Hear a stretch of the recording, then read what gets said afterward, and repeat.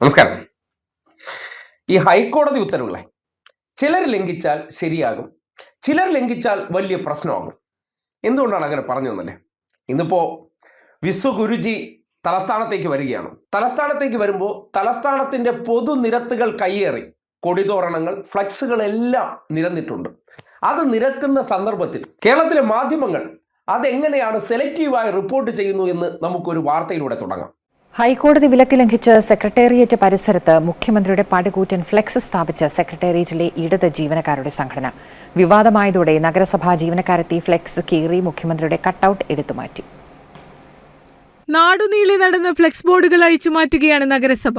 വെറുതെയല്ല, പൊതുസ്ഥലങ്ങളിലെ ഫ്ലെക്സ് അടിയന്തരമായി അഴിച്ചുമാറ്റണമെന്ന ഹൈക്കോടതിയുടെ അന്ത്യശാസനമുണ്ട്.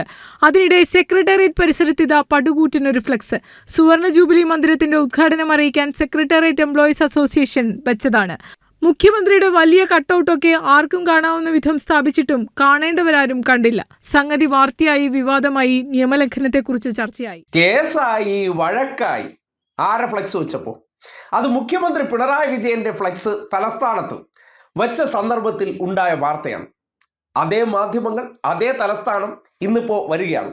പൊതുനിരത്തുകൾ മുഴുവൻ കയ്യേറി ഫ്ലെക്സ് ബോർഡുകൾ വെച്ചിട്ടുണ്ട്. അതിന്റെ തൊട്ടടുത്ത് പോയി നിന്ന് മനോരമ ഉൾപ്പെടെയുള്ളവർ വലിയ റിപ്പോർട്ടിംഗ് നടത്തുന്നുണ്ട്. പക്ഷേ വിവാദമല്ല. ഹൈക്കോടതി ഉത്തരവ് ചിലർക്ക് ലംഘിക്കാം. അത് ലംഘിച്ചു കഴിഞ്ഞാൽ കേരളത്തിലെ മാധ്യമങ്ങളുടെ വികാരങ്ങൾ പൊട്ടി ഒലിക്കത്തുമില്ല.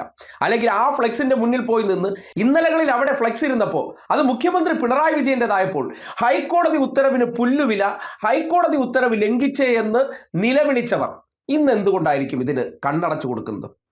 കേരളത്തിലെ ജനങ്ങൾ ചർച്ച ചെയ്യേണ്ടതല്ലേ?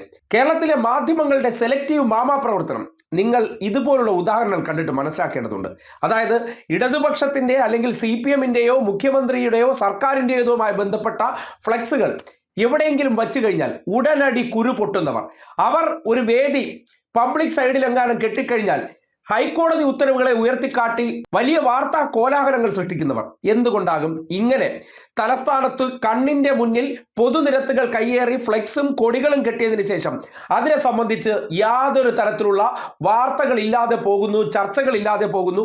അല്ലെങ്കിൽ ഹൈക്കോടതിയിലെ തന്നെ ചില ജഡ്ജിമാർ ഇത്തരം കാഴ്ചകൾ കാണുമ്പോൾ അതിനോട് വല്ലാതെ രോഷാകുലരാകുന്നവർ ഈ കാഴ്ച കണ്ടിട്ട് നിശബ്ദരാകുന്നത് എന്തുകൊണ്ടാണെന്ന് സ്വാഭാവികമായിട്ടൊരു പൊതുജനം എന്നുള്ള നിലയ്ക്ക് സംശയം തോന്നിയാൽ അതിനെ കുറ്റം പറയാൻ പറ്റില്ല. ചോദ്യം ചെയ്യപ്പെട്ട് കഴിഞ്ഞാൽ ഇതൊക്കെ എന്താണ്, ചിലവർ ചെയ്യുമ്പോൾ ശരിയാകും, ചിലവർ ചെയ്യുമ്പോൾ പ്രശ്നമില്ല എന്ന രീതിയിൽ അത് കൈകാര്യം ചെയ്യപ്പെടുമ്പോൾ ഈ നാട്ടിൽ നിയമവ്യവസ്ഥയും ഉത്തരവുകളെല്ലാം ഏതെങ്കിലും ഒരു സംവിധാനത്തിന് മാത്രം പാലിക്കാൻ ബാധ്യതയുള്ളതാണോ? ഒരേ തെറ്റ് എല്ലാവരും ചെയ്താൽ റിപ്പോർട്ട് ചെയ്യപ്പെടുന്നത് നമുക്ക് മനസ്സിലാക്കാൻ പറ്റും. പക്ഷേ ഒരു വിഭാഗത്തിൻ്റെത് മാത്രം എല്ലാ കാലത്തും ഓഡിറ്റിംഗ് അവർക്ക് ചെയ്യാൻ പാടില്ല. മറ്റു ചിലർ ചെയ്തു കഴിഞ്ഞാൽ അതിനൊപ്പം നിന്ന് കൈകൊട്ടുകയും അതിനെ സംഭവമായി നമ്മുടെ മുന്നിൽ അവതരിപ്പിക്കുന്നതിന്റെ പേരാണോ മാധ്യമ പ്രവർത്തനം? അതിനെ നമ്മൾ മാധ്യമ പ്രവർത്തനം എന്നാണോ വിളിക്കേണ്ടത്, അതോ മാമാപ്പണിയോ അല്ലെങ്കിൽ മാധ്യമ വ്യഭിചാരമാണോ വിളിക്കേണ്ടതെന്ന് പൊതുജനത്തിന് ചിന്തിക്കാം. തലസ്ഥാനത്തിന്റെ പൊതുനിരത്തുകൾ മുഴുവൻ കയ്യേറി സഞ്ചാര സ്വാതന്ത്ര്യം വരെ തടസ്സപ്പെടുത്തിക്കൊണ്ട് സകല മേഖലകളും അടച്ചിട്ടുകൊണ്ട് ഒരു വ്യക്തിയുടെ കടന്നുവരവ് എങ്ങനെ? ജനാധിപത്യത്തിൽ ജനങ്ങളാൽ തിരഞ്ഞെടുക്കപ്പെട്ട വ്യക്തി കടന്നു വരുമ്പോൾ അത്രമാത്രം ജനങ്ങളെ ബുദ്ധിമുട്ടിക്കേണ്ടതുണ്ടോ എന്ന് ഇന്നലകളിൽ മുഖ്യമന്ത്രി സഞ്ചരിക്കുന്ന സന്ദർഭങ്ങളിൽ ചോദ്യം ഉന്നയിച്ചവർ ഇന്നിപ്പോ ഇത്തരം കാര്യങ്ങളിലെല്ലാം മൗനത്തോടുകൂടിയും ആ വരുന്നതിനെ വലിയ ആഘോഷത്തോടെയും സന്തോഷത്തോടെയും ഈ ചെയ്യുന്ന നിയമവിരുദ്ധ പ്രവർത്തനങ്ങൾക്കെല്ലാം അവർ കൂടി കുടപിടിക്കുന്നുണ്ടെങ്കിൽ ഈ നാട്ടിൽ ഒരേ ഒരു പക്ഷത്തിന്, അതായത് ഇടതുപക്ഷത്തിനും ഇടതുപക്ഷ സർക്കാരിന്റെ ഭാഗമായിട്ടുള്ളവർക്കും മാത്രമാണ് എല്ലാ നിയമങ്ങളും അല്ലെങ്കിൽ ഹൈക്കോടതി ഉത്തരവുകളും പാലിക്കേണ്ടത്. ബാക്കിയുള്ളവർ അത് ലംഘിച്ചാൽ അതെല്ലാം സർവ്വസാധാരണമായി റിപ്പോർട്ട് ചെയ്യപ്പെടുന്ന രീതി എന്താണെന്നാണ് തലസ്ഥാന നഗരിയിൽ നിന്ന് കാണാൻ കഴിയുന്നതും.